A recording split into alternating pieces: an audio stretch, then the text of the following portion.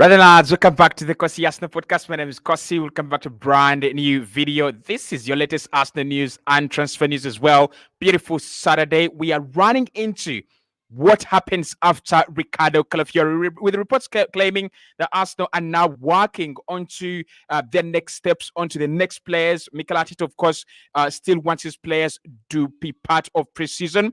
And that means that you must sign players before the 31st of July, and also before the 17th of August. Otherwise, preseason is starting very, very soon. So what are the next steps? Who comes in next? What are we going to do? Who could be the big next signing after Ricardo Calafiori? Are we really going to depend on outgoings in order to bring in other players? Possibly, that could be a possibility, but it is not definite. We could also sell, we could also buy and then sell later. So we're going to talk about the likes of Victor Gyokeres. We're going to talk about the likes of Mikel Merino. Yesterday, I think yesterday, but there were reports that Arsenal were willing to trigger the release clause of Victor Gyokeres. When you think about the market and where we are at the moment, there are not so many strikers left on the market. I mean, think about it. Osimhen yesterday agreed to join PSG. That puts us out of the rest. So it's Ivan Toney, it's Victor Gyokeres. I don't really see Arsenal go to sign Ivan Toney. I think that's a deal that is 100% moved on from for Arsenal. Gyokeres could be the one. He could be the one. When you think about all the strikers that we've been linked with, he could be the one that Arsenal still have a chance. We'll talk about Mikel Merino. It's a very, very complicated one, but it's a very, very, I think it's a very straightforward deal. If you can pay more than Atletico Madrid, if you can agree personal terms with the player, we shall get Mikel Merino. It's as simple as that. But why I say it's complicated, there is Barcelona there, and there is Atletico Madrid there who have done a little bit of groundwork, more and better as compared to Arsenal. But then we have got to sell, guys. We've got to talk about the sales that Arsenal have to make. Reece Nelson, you have some good news on that one. We'll be diving into, could be leaving next week if everything goes well. ESR, we have some good news on that one. We have bids coming in. We'll be talking about that one. Some good news there. If all goes well, we could sell him. And Edouard Nketiah, we've not really got bids for Edin Nketiah, but his entourage and his camp have been talking to Olympique Marseille, and you never know. You never know. Again, if Marseille could make a bid for the player, with Pierre-Emerick Aubameyang already announced as a new player in Saudi Arabia, and that's going to be even much better. So sales are going to be very crucial in order for us to see our next comings, and those ones are going to be, I think, in the next week, in the next 7 days, we will see a lot of sales happening. Maybe not in terms of concrete deals, but in terms of players being players agreeing personal terms. Arsenal in negotiations with a couple of clubs. We expect Crystal Palace to make a bid. We're going to talk about Palace. We expect Fulham to come back with another bid for ESR. We'll talk about them as well. So it shows you that Arsenal are really strongly upping and improving their game in terms of selling as well as in terms of buying. In terms of buying, we've been okay. Last 4 years, last 3 years, we've been absolutely fine. I think it's only this summer that Arsenal have not signed a player in June in the last 3 years. It's only this summer that Arsenal have really not had at least 2 signings by this time in July. It's only this summer. The rest of the summers, we've been doing well and we've been absolutely on top of our game. So, yes, sales are going to matter, and sales really matter. So the Cronkies have told Arsenal, and I covered the part of this yesterday, and I thought we'd talk about it in our live stream today. The Cronkies are telling Arsenal that because we have so many players, we have a squad of about 25 players, of about 25 players. And of those 25 players, Mikel Arteta only trusts around 15. Last season, the manager was using just 14 players in terms of regular squad usage and regular game time. So the Crankies are saying, because you have a big squad that you are not using, and many of these players are actually on big wages, you've got to move them on. You've got to move them move someone in order for us to buy you other players. And they've got a big point because some of the players they're looking at there, they're talking about Edin Ketia, who played a few games before Kai Havertz became striker. The moment Kai Havertz became a striker, Arsenal, Edin Ketia's games were really, were really cut. ESR is another player. Ever since he came back from injury, around January and February, he was underutilized. So the Kroenkes are also saying he's signed a new deal, got a shot number 10, and you're not playing him anymore. You're not giving him the football. So you either let him go or you're actually ready to play him. Edin Ketia, ESR. Next one is Fabio Vieira, but Mikel Arteta said that Fabio Vieira is not going anywhere. So for Fabio Vieira, that is Mikel Arteta's boy, but he's one of the players, again, that was signed 2 years ago for 35 million. We invested some good money there, but he's not played. And with Fabio Vieira, I do not know what the vision Mikel Arteta has for him is, because you've got to think about this. If you want to sign Mikel Merino, and you're also linked with Eberechi Eze, and you have Fabio Vieira and ESR in the team, Emil Smith-Rowe can primarily do an Eberechi Eze, and Fabio Vieira, in terms of the physical attributes of the player, yeah, they're different players. But in terms of on the ball, in terms of that final pass, that ability to find a runner, that ability to play ball in the channels, I think Fabio Vieira, I can concretely say, is a bit like Mikel Merino. So if Arsenal are linked with Merino, then Fabio Vieira, again, one player that has been really underutilized by Mikel Arteta when he has been fit. In defense, what should we say? I mean, at left back, we have Tomiyasu, we have Zinchenko, and we have Kivio. Are we really going to use all those players? Not really. So I think the Kroenkes have got a point. Mikel has got to get rid of at least maybe 5 players, maybe 6 players, right, this summer. Because the goalkeeping department, Ramsdale is definitely 100% not one of the players we are looking to use. Right? So Ramsdale is among the people should leave. Edin Ketia, ESR, Reece Nelson is another one that the manager totally doesn't trust. If you look at the wingers we are using at the club, it's Trossard, Martinelli, Saka, and Gabriel Jesus, who actually is not a strike, who's not even a winger as well, right? So when you think about all that, the strategy makes sense, right? The strategy from the Kroenkes, them saying that let us sell in order for us to be able to buy, that actually makes a lot of sense. That really makes a lot of sense. That really, means that we are looking to be a better club at being self-sustaining rather than a club that does bad business and then regrets later on. So in terms of sales, the past 7 days have been, for me, better than what we have done in terms of bringing in players. Because in terms of bringing players, we have agreed a fee with Ajax for Tommy Setford. We have agreed a deal to sign Ricardo Calafiori. That includes today. And then we have also had a bid rejected by Wolverhampton Wanderers, a bid that was embarrassing and humiliating. That is what we've done in terms of incomings. But in terms of outgoings, there's been some impressive work. Let's start off with Reece Nelson, because with Reece Nelson, he's actually going to determine, and he's one of the players that if he stays, then Arsenal don't sign a winger. But if he leaves this summer, there is a big possibility that Arsenal sign a winger. I think Mikel Arteta by now is convinced that he's not the backup for Saka. Even when we were told that Saka picked up an injury and he kept on playing for Arsenal. And the reason was Mikel Arteta doesn't trust the players there, right? It was only in the final game, and I think around the final 2 games, that the manager really said he cannot play, right? And who played there? It was Gabriel Martinelli. It was not Reece Nelson. And that again shows you, if Martinelli is being shifted to the right-hand side and Reece Nelson is left on the bench, and the players already said, guys, get me out of this club. I don't have a future. I think, that's a clear outline that, one, Arsenal need a right winger. or a winger in general. And secondly, Reece Nelson is going to leave. So for me, this one is 100% happening.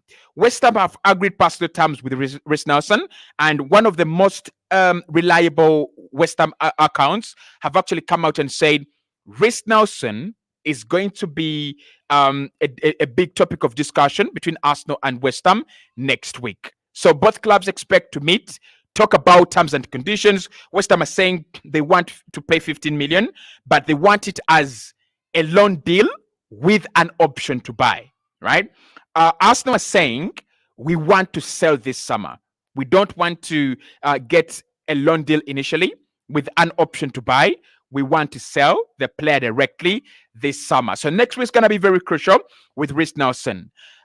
A winger might not be one of the first priorities that Arsenal get to sign next after Ricardo Calafiore. So when you think about the winger list that we're looking at, Nico Williams is one of them. I think Arsenal are going to be in this kind of situation where we wait and wait and wait for Nico Williams.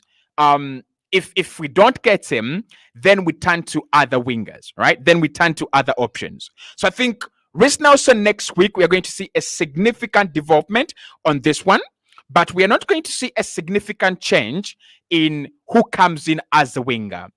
My prediction is if Arsenal don't get Nico Williams, Pedro Neto is one to keep our eyes on. Yesterday, I was talking to Glenn on the Everything Arsenal channel, and we're talking about, is Pedro Neto the player that Arsenal can bring in and give enough cover to Saka?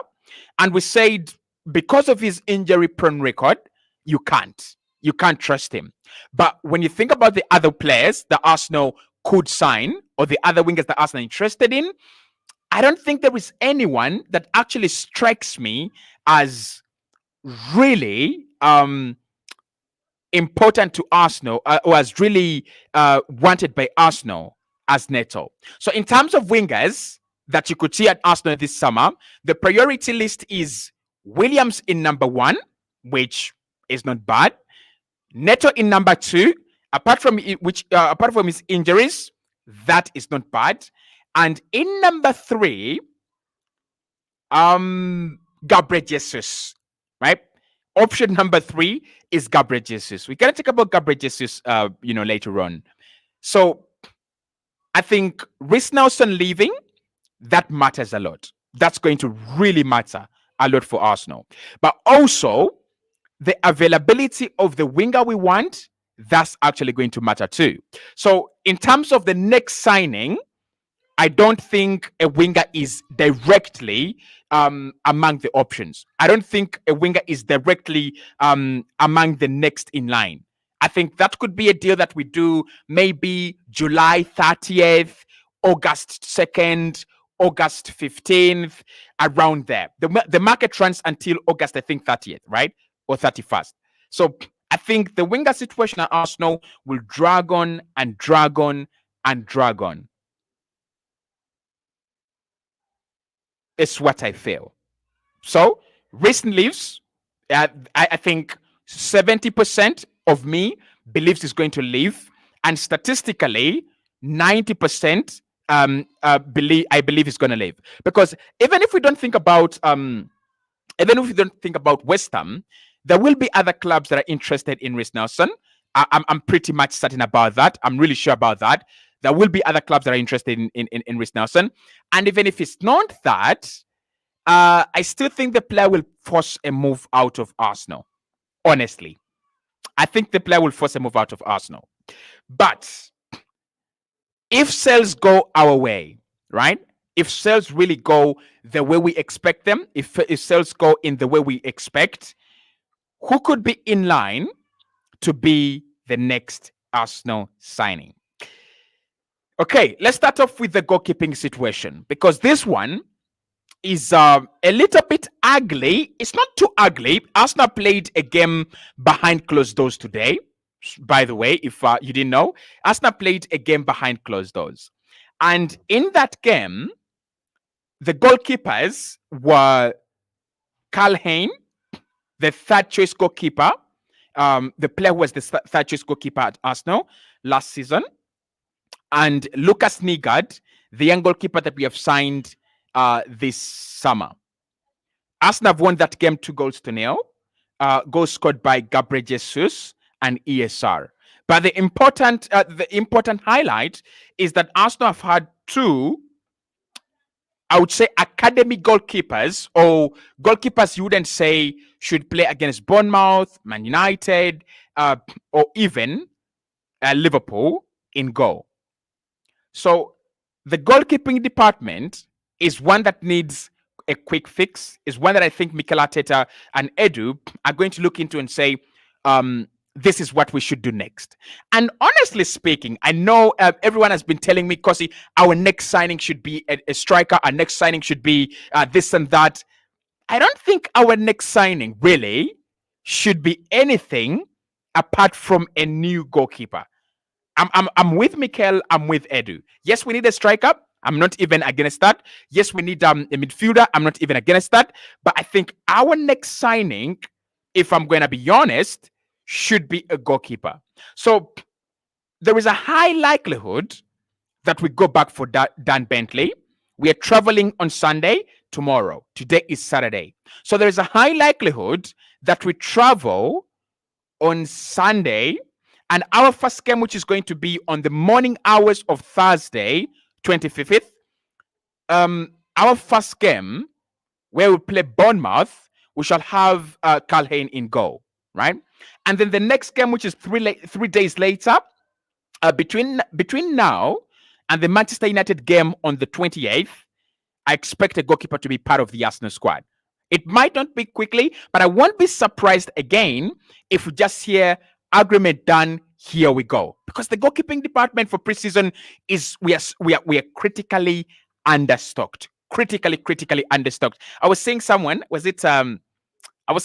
said Ramsdale doesn't need a lot of rest from the Euros and the previous season, but you're wrong. Ramsdale actually needs a lot of rest. Yes, he didn't play a lot of games, but he trained the whole season. He trained through the Euros. He didn't get that summer rest that the likes of Odegaard have got, that the likes of Ben White have got, and the likes of Gabriel Jesus. So a goalkeeper is going to be one of the key primary signings that we make after Ricardo Calafiori. And I'm very, very surprised that with all these Ricardo Calafiori deals going on and negotiations going on, Arsenal didn't try to get another deal done on the side. Remember with the Declan Rice deal? The moment Arsenal felt like we are getting closer to signing Declan Rice, we agreed a deal with Julian Timber. We started working on the Julian Timber. Personal terms were agreed. All things were put in place. And by the time Declan Rice signed for Arsenal, Julian Timber was already next. So I'm a little bit surprised that we have not made significant groundwork on the goalkeeping department. Either Arsenal don't trust Dan Bentley as the player, but if we don't trust him, would we have made a bid? Maybe not, right? But again, the bid tells you how much we trust the player. Oh, Arsenal think, and they still have this mentality, or are still hoping that we can keep Aaron Ramsdale. We've been told that the Arsenal team feel Ramsdale should stay beyond this summer. And for me, no.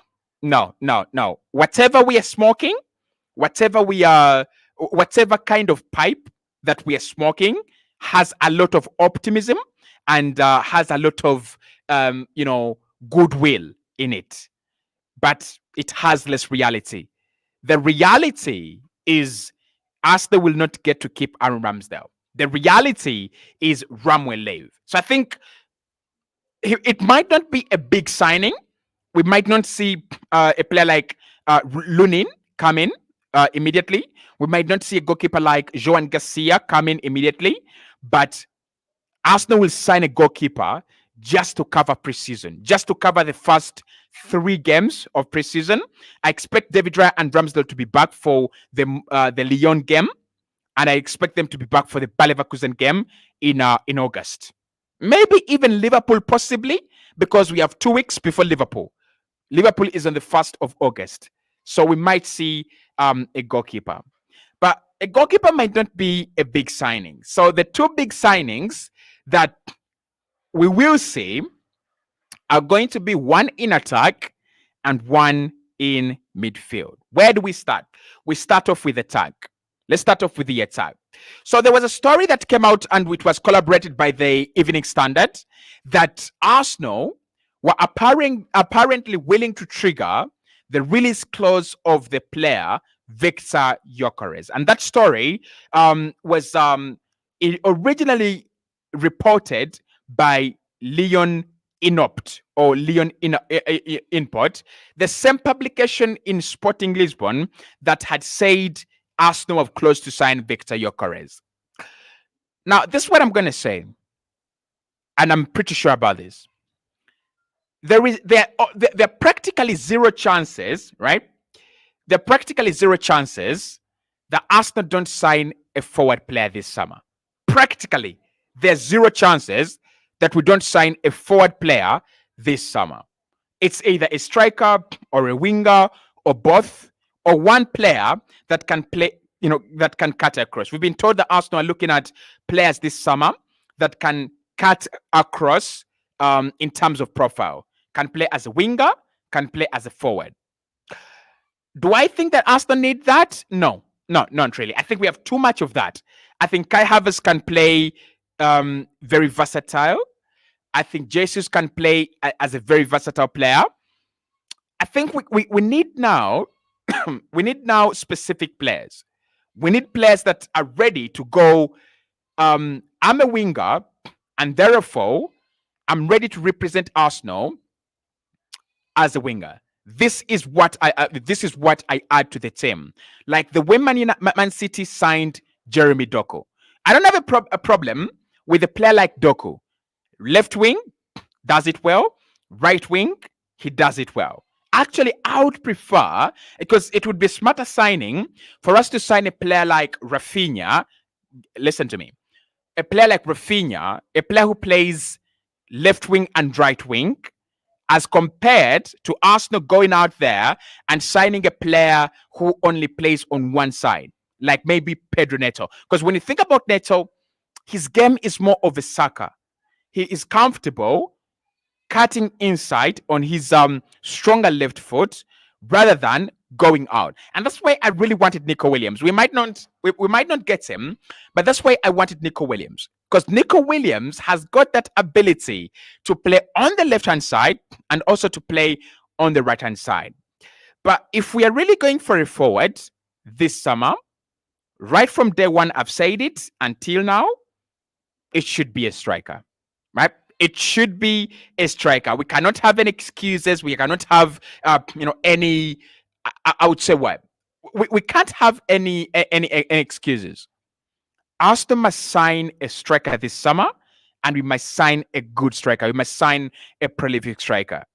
Now, a story came out yesterday, and this story made me a little bit worried because the story said that at Arsenal, Gabriel Jesus is considered a top 5 forward in the world. So he's considered among the top 5 forward players at Arsenal in the world. The Arsenal board and the Arsenal hierarchy, including Mikel and Edu, they think Gabriel Jesus is top 5 among forwards, especially center forwards in the world. And they also view him as a player that can wonderfully collaborate with Kai Havertz and lead the line for Arsenal.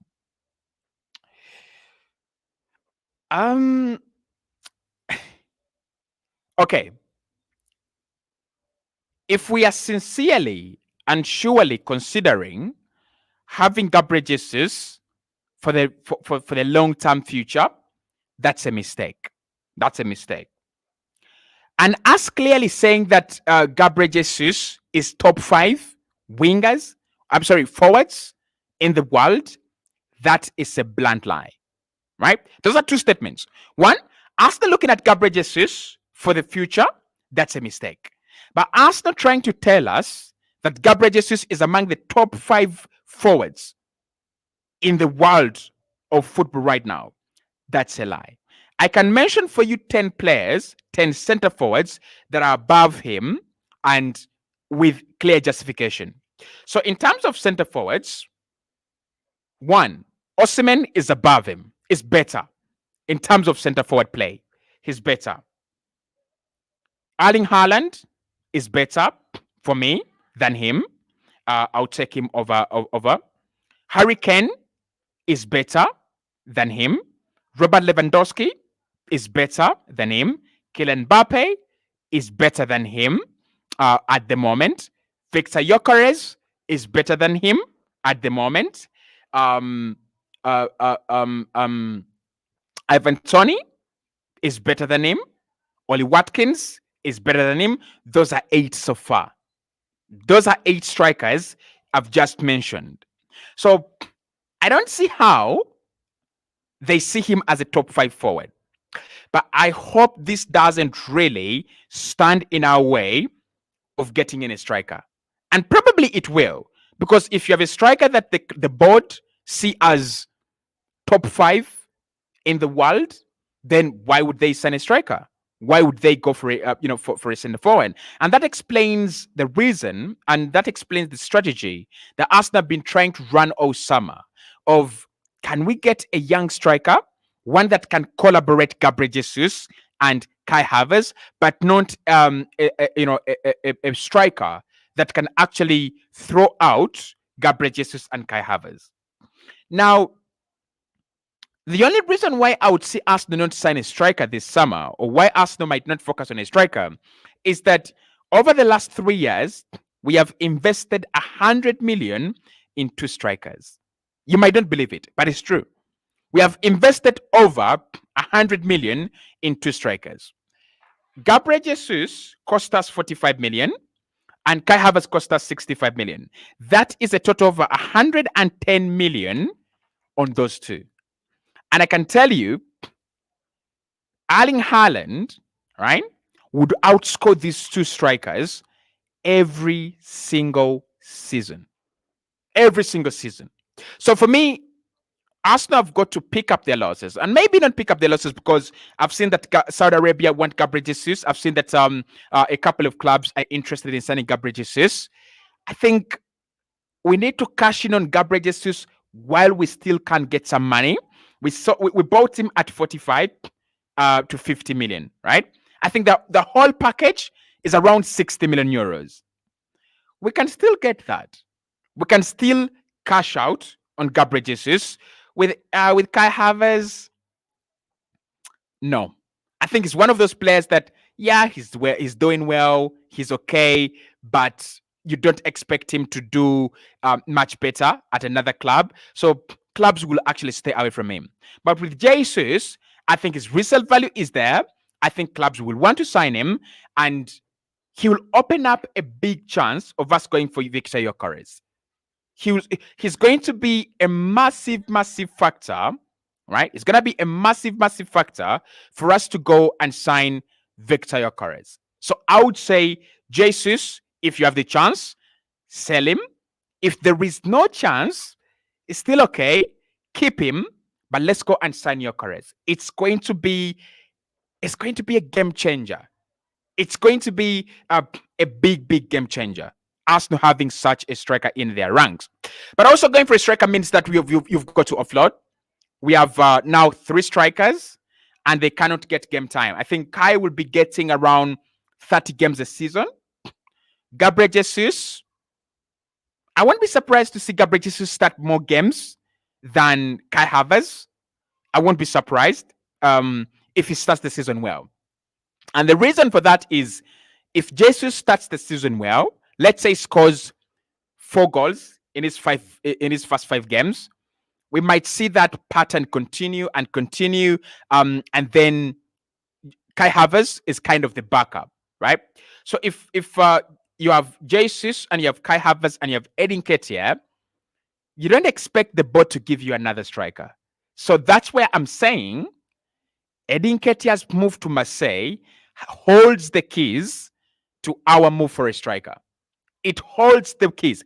Like, we can't in any way, shape, or form sign a striker without moving on Eddie. Like, we can't. He's on 100K a week. So that means that he's earning the wages of the other striker that would bring in. And of course, Gabriel Jesus is on 100, something like 260K a week, and Kai Havertz around 280K a week. So you cannot have two strikers, one earning 280, the other earning 260, and then the other earning 100, and then you add another one who's potentially going to earn 200K. You've got to offload. Do I think Eddie is going to be easy to move on? No. No. I think clubs will want him. I think Eddie will want to leave. But there are three problems with Eddie Nketiah's move. One is the price. Second is the wages. Third, I think the third problem with Eddie and Eddie's move is, do Arsenal really, and this is honest, right? This is honest. Do Arsenal really want to let him go, or they would rather keep him as that kind of guy, as that kind of player they know he's not going to ask for a lot of minutes?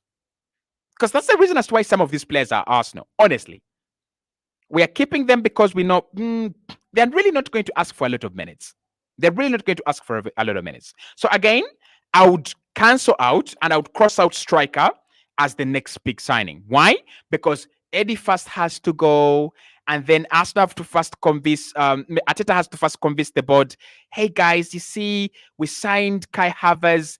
That didn't work the way we wanted. And then we signed Gabriel Jesus. That didn't work the way we wanted. Can I get another striker, really? Can I get another striker, please? Which I think is ridiculous, honestly, because it's out there to see, right? It's out there to see. It's out there to see. We should be able to sign a good striker. But on the side of the board, how do you convince them? How do you really tell them that you need a new striker? After signing two strikers for 110 million, and also after giving Eddie Nketiah a contract worth 110,000 less than 2 years ago. So Eddie has to leave for us to get a striker. Like, no question about that. Eddie has to leave for us to get a striker. And won't be surprised if the striker coming in will also depend on how well we can move on forward players like Reece Nelson, Eddie Nketiah, and maybe even Gabriel Jesus. I don't expect Jesus to leave this summer. Expect him to stay. So Reece Nelson and Eddie Nketiah moving on, right? Reece Nelson and Eddie Nketiah moving on is key for us to get a striker. That's why I'm saying striker, not the immediate next signing. So for me, it would be goalkeeper, immediate. Striker, no. I think it's a midfielder, guys, right? Our next main signing is going to be a midfielder. Why? Because all conditions are right for us to get a midfielder, guys. All the conditions for us to go out there and get a midfielder are absolutely 100% okay and right. Which area in the midfield, so which area of the pitch can ask to move on a player quickly? Midfield, Emil Smith Rowe. Which area are we really concretely linked with a player apart from Calafiore? It's Mikel Merino. It's midfield. And which area are Arsenal looking to do a sensible deal? Merino, 20 million, 1 year on his deal, wants to leave Sociedad. It's midfield. So I think it's going to be a midfielder next. The only question and the only problem I have is the midfielder we want to bring in is not the midfielder I would want and not the midfielder you would want. Because ideally, the priorities for Arsenal this summer were get a striker that can score big goals, good goals, big number of goals, get a backup for Saka, get a backup, a good backup for Thomas Partey, and then sell Ramsdale and bring in a second choice goalkeeper that wants to be second choice. So far, if I'm doing a mark sheet on these deals, like on these targets, a backup for Saka, 0 out of 10. A striker that can score big goals, 0 out of 10. A backup for Thomas Partey, 0 out of 10. A backup for Raya with Ramsdale gone, 0 out of 10. So, guys, in terms of us going for the priorities that we wanted this summer, we are still on 0 out of 10. Yeah, we are still on 0 out of 10. And I wouldn't really blame Mikel and Edu for this. The market has been slow. It's been a difficult start to the market with PSR and FFP and all those kind of things. So it's been difficult. But are we really going to see movement in these areas? Probably yes, probably not. Right? Probably yes, probably not. I think we'll see movement for a goalkeeper. We'll see movement in on attack. In an attacker, we might see a winger come in to give cover for Saka. And then midfield, right? We will see a midfielder. So Mikel Merino, for me, I'm gonna say this. Mikel Merino looks like is the player the Arsenal are more likely to bring in next. He looks like the player. The deal, the conditions for the deal are favorable, but also, even if we are going for the strategy of one in, one out, sell before you buy, ESR is going to be leaving. And we've been already told that Mikel Merino is viewed as a replacement for ESR at Arsenal. There you have it. Bids are already on the table. If Fabrizio says Oliver Glasner wants ESR as top priority signing at Crystal Palace, you know there is something there, right? You know there is something there. So you have ESR going to Crystal Palace. That's number one. Maybe Crystal Palace, maybe Fulham, any, right? But I think Palace will overtake Fulham in the race to sign ESR because this is a move that has been inspired by the manager. But also remember that both these clubs have some cash. They have some cash. Oliver Glasner has sold Olise, and Marco Silva has sold Joao Palhinha. So both of them have the cash. But I kind of feel like Crystal Palace will be more willing to do a sensible deal for ESR than Fulham. Fulham, yeah, I mean, they might want to sign him for less than 30 million. You know, Fulham, they always want to get the cheap things. With Crystal Palace, I really see them as a club that can open up a little bit. Maybe not blow the money, but they could give us 33. They could give us 32 around there. And if we get 32 for ESR, I really don't want to see him in that weird Crystal Palace jersey. I really don't. Like, Crystal Palace have never made a good jersey that looks good for me. I would rather see him in the white for Fulham. But if Palace are paying more money, then he goes there. So with Mikel Merino, why I think that this is a deal that could move on quickly, the players already told Real Sociedad, guys, I want to leave. Not to go to Arsenal, right? But he's positive about the Arsenal project. He's talked to Mikel Arteta positively about the project.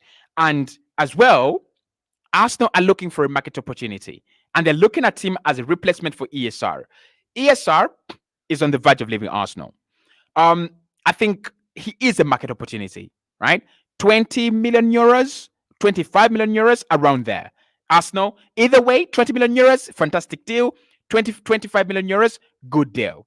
It's okay, right? So I can see Mikel Merino as the top candidate to come in after Ricardo Calafiore. But also why I think that Mikel Arteta would prefer Mikel Merino to come in first is I have a feeling, it's a strange feeling, but I have a feeling Mikel Merino, Declan Rice, and Odegaard are going to be the three in midfield for us the next season, not Partey, Rice, and Odegaard. Ah, I know. The party diehards on this channel, you've started. I don't think I don't like this guy, like you people say. No, I think Arsenal are trying to evolve past Partey. And I tell you, the Partey is like Luka Modric at Madrid. These are players that are very hard to evolve past. You keep on giving him a deal and another deal and another deal and another deal. You just keep on giving him a chance. But I also think that Arsenal are trying to slowly but surely progress and move on past Thomas Partey, right? So why I think Mikel Merino might come in quickly, and of course he still has got to go to holiday and get his holidays set as well. But why I think it's a deal worth looking at is he might be part of the players that are going to play a lot of games for Arsenal, and he might be a starter in midfield. He might start more games than Partey and Jorginho combined for Arsenal next season. There is a reason as to why Mikel Arteta has let go of Onana. He has let go of Douglas Luiz. He has let go of Joao Neves, and he has let go of Yusuf Fofana. There is a reason as to why all the number sixes on the world, on the market, have been slowly but surely allowed to go to other clubs. And then, in response to that, Arsenal have said, we're going to sign a midfielder, but we're going to sign a physical number 8. What the hell are you doing with a physical number 8? Like, what the hell are you doing with a physical number 8? But the reason for that is I think he is trying to balance that midfield. Merino on the left, Declan Rice, and Odegaard on the right. Merino can win the ball back very, very well and very effectively. Rice can win the ball back very well and very effectively. And we could also see a double pivot that we saw with Xhaka and Partey. The new pivot at Arsenal could be as well Merino and Declan Rice, and not Partey and Xhaka. Xhaka is gone. And I think Xhaka, I admire Xhaka these days. I really, really do. He's become an important player for Switzerland, more important, and he's become an important player for and he's also become an important player for Bayer Leverkusen. So Mikel Merino, keep your eyes there, could be our next big signing. The other players I thought about in terms of what we are working on was Rafinha and Pedro Neto. With Pedro Neto, no. Pedro Neto cannot be among the first ones we are going to sign. Because with Pedro Neto, that price is going to have to come down. Yes, Arsenal like him. Yes, he's Mikel Arteta's option. But that price is going to have to come down. It's going to have to come down significantly, like massively, significantly. That price has to come down. Then Rafinha, I don't know. Honestly. Because with Rafinha, Barcelona really want Nico Williams. And therefore, they're willing to sell Rafinha. Oh, could that be a reason? Could that be a reason for Arsenal to move for Rafinha and the move to progress quickly? It could be, but Arsenal themselves want Nico Williams. So I think for us to get Rafinha, it might be one of those where we fail to get Nico, but then we agree with Barca to sign Rafinha. So it might be in August, right? So I think for me, if I'm going to do a ranking, top 5, who I think comes in first, goalkeeper, Dan Bentley, number 1, right? Goalkeeper, Dan Bentley, number 1. Then at number 2, Mikel Merino. Yeah, at number 2, Mikel Merino. At number 3,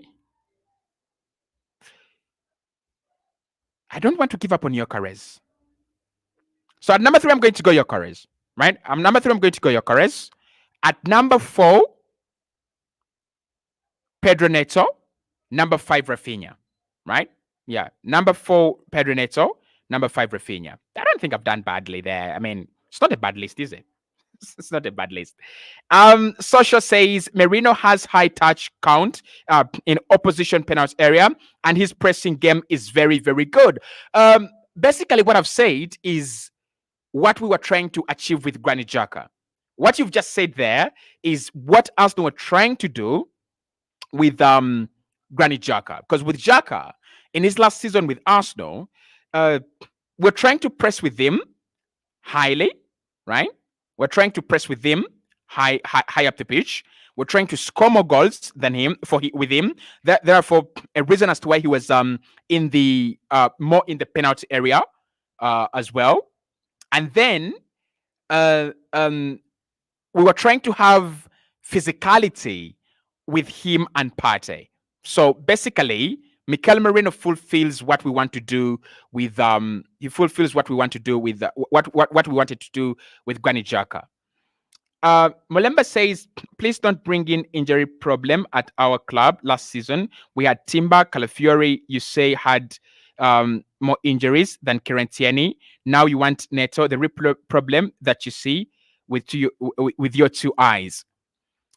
I am not the one that wants Neto. And again, I am not the one that wanted Ricardo Calafiori. Actually, in terms of a left back, these were my options. Hato was number one. Osmond Diamonde was number two, if anyone remembers. Diamonde was my number two. And number three was Milos Kekes or Milos Kakes at Bournemouth. Pedro Neto is really injury prone, and that worries me. It really, really does worry me. But there is a reason why Mikel Arteta is fixated on Pedro Neto. I don't know why, but there is a reason as to why he's fixated on him. Calafiori, now last season he didn't suffer significant injuries, right? So maybe Arsenal have looked at him and they've said, he has put his injuries behind us, right? But also, you've got to think about this, guys. Options. Options. I want to show you this picture, by the way. Thank you so much for bringing that up. I want to show you this picture. So when you look at that picture, what you're seeing on your screen is what I mean by options, right? It's what I mean by options. Ben White has been overlapping Fabio Vieira in the recent game that we've just played against Leyton Orient. We have won 2-0. What Fabio Vieira has given Mikel Arteta in that game is you don't have Saka, you don't trust Reece Nelson. Who do you play? Fabio Vieira. So I don't want you to look at Calafiori as a guy that's coming to play 100 games. He's giving us more options. He could start. He might be a starter, and I think he'll be a starter, but that increases the number of options. And so does Pedro Neto.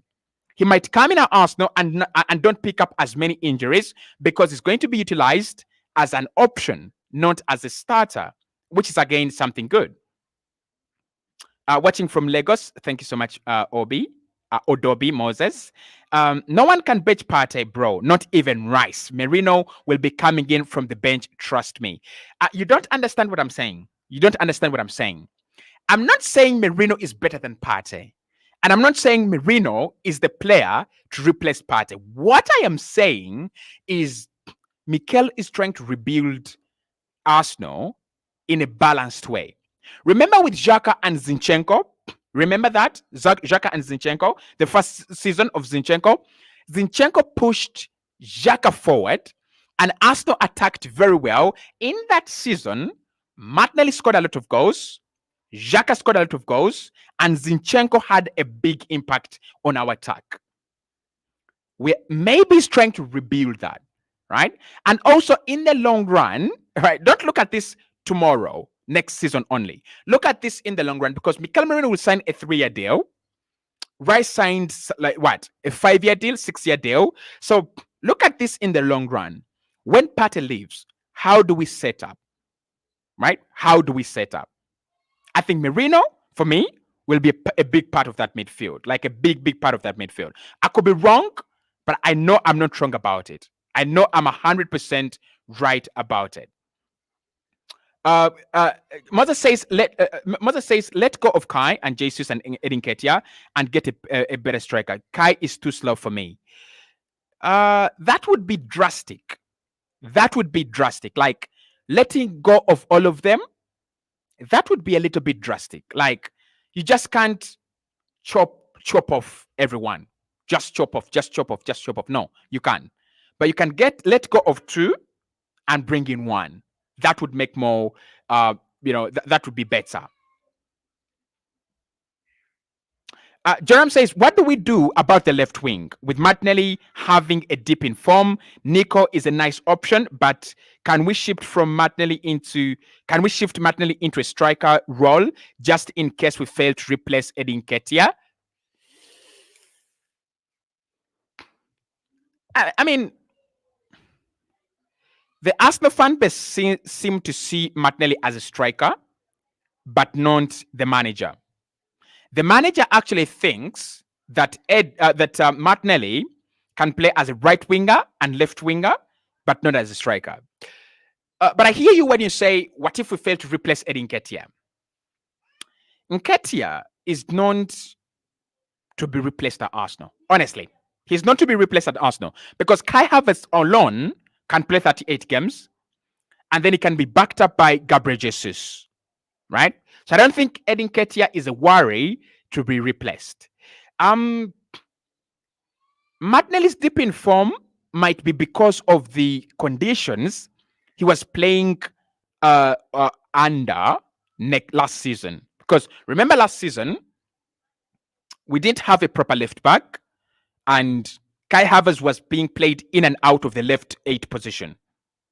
So let's first wait and see. Let's wait and see if the left position, if Martinelli doesn't work well with the left hand side of the team engineered and repaired, then that will be his problem, right? But at the moment, let's wait and see if he's going to have another bad season. Big up to you, Clement. Says Cossy, thanks for the show. Thanks for appreciating. Cleophas says Martinelli did well as a striker when Unai Emery was coach. Unai Emery was coach. Different tactics, very different tactics. Lloyd says getting Merino means a double pivot with Rice on a game-by-game basis.